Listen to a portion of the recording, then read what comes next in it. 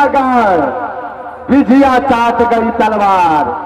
ना मन भावे ना जगान में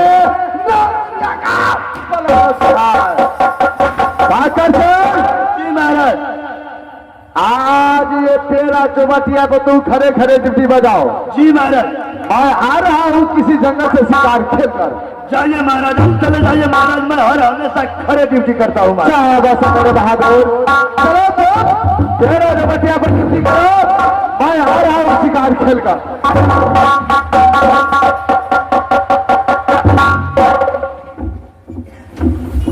भाइयों, मैंने पकड़ सिंह को तेरा चौबटिया पर छोड़कर आज नाना तो 11 बरस पूर चुका है तेरा चौबटिया पर।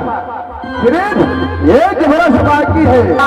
जिस दिन 12 बरस पूर जाएगा नाना को तेरा चौबटिया के पास, उस दिन लेकर जाऊंगा अपनी जादवपुर किला, क्योंकि उसके साथ मेरे बड़े भैया ने करेगा। तब तक के लिए मैं चलता हूँ किसी जगह शिकार खेलने के लिए।